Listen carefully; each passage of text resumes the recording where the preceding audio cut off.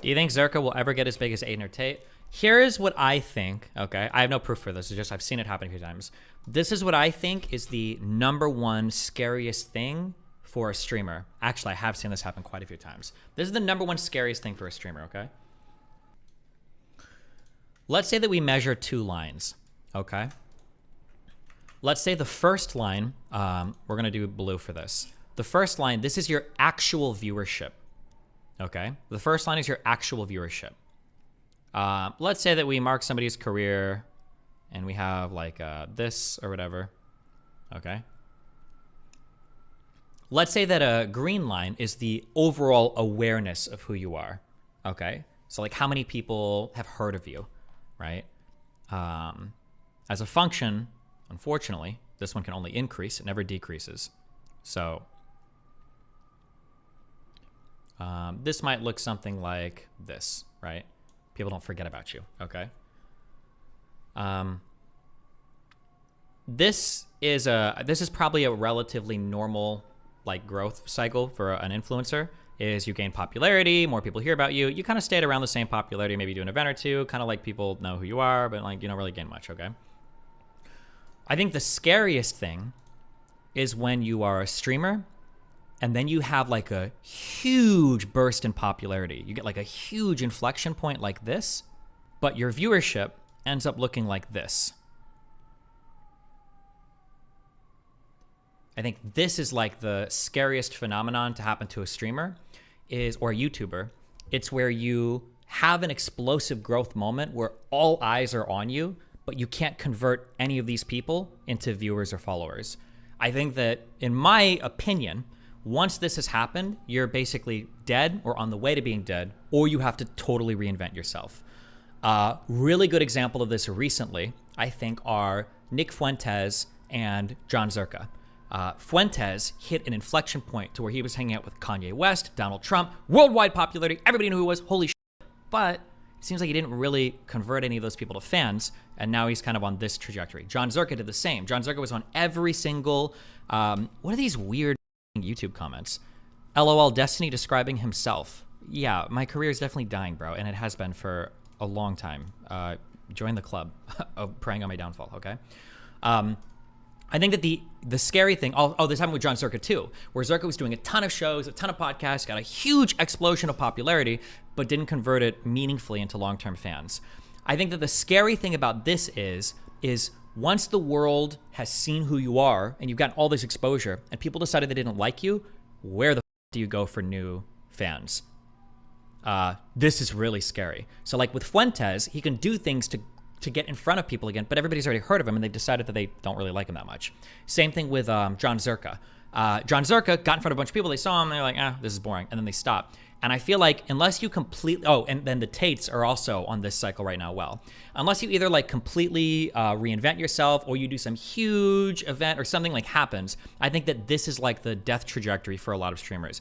Anytime you get in front of a whole bunch of new eyes or a whole bunch of new people, you want to be converting those people into fans. You want them to stay around as fans. If they decide they've seen you, they don't like you, who are you going to go to in the future? Yeah, this is a scary cycle to be on. I think this happened a lot with, I'm not picking fun of a particular person, but like I remember Trihex ran into this issue where Trihex got really big off of like the Mario Maker stuff for a little bit when it first came out. He had a bunch of viewers, but he didn't meaningfully convert those into long-term viewers, and then his viewership slid, and then it's hard to like get back there again. It's very, very, very, very, very hard.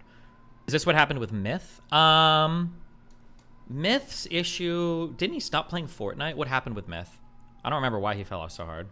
I don't like saying fell off, that's mean. Or like why he lost so much of like an audience. I'm not. Have you seen such examples of people reinventing themselves? People can, but it's really hard.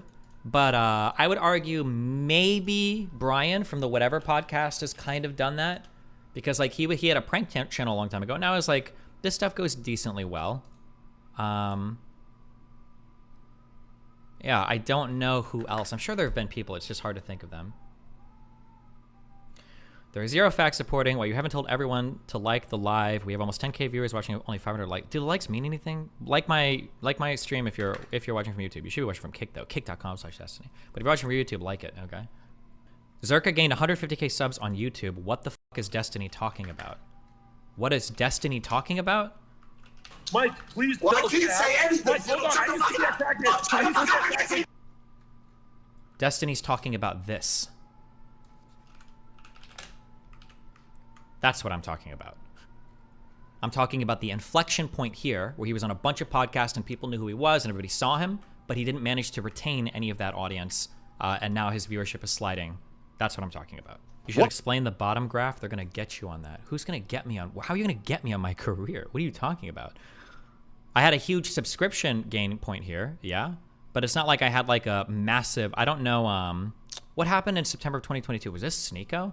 But it's not like I had like a huge inflection point and then have kind of like been falling off. I think that like my penetration so far into other crowds has been relatively strategic, but I think that, oh, that was the Miskiff stuff. I think that one of my largest benefits is usually when I go into other communities, I usually have a good time. The shows are usually good. The viewership is usually high, and I usually convert fans from there. But I also have a lot of communities that are poisoned against me, which is technically good for my long-term growth, because like if people who are Hassan fans or Vosh fans or Daily Wire fans see my content, they're more likely to like me, and they're not people that have already been truthfully exposed to me and decided they don't like me, right? I think that's a pro for me. But who knows? Maybe I'm wrong. Maybe I'll fall off completely next year and I'll retire. So, Destiny kind of random, but what was your normal viewership in the old StarCraft 2 days? I think it was around 5K. I guess maybe I'm an example of somebody that kind of fell off and then reinvented themselves, because I was a StarCraft 2 pro gamer. Oh no, I guess that would be the case, because technically I was the largest streamer in the world for about a year, because I did StarCraft 2. StarCraft 2 was the biggest game and I was the most popular streamer. But then I got out of StarCraft 2. I did League for a while. My viewership definitely was not high when I played League, and then I kind of like jumped into politics, and that's like my new orientation basically. 5K was a lot back then. Yeah, 5K was the largest streams basically consistently in the world. Other people like Idra or Naniwa could stream and get more viewership than me, but that was just because they would stream like once a year or something, or like very, very, very rarely. You can prove you were #1? I don't know how I can prove. No, why the would I need to prove it? That was the reason why Owned wanted to buy me, was because I was Twitch's largest streamer. And I had the largest, wait, Twitch or Justin TV's largest streamer? Might have been JTV back then. And I had the most viewer hours of anybody, basically.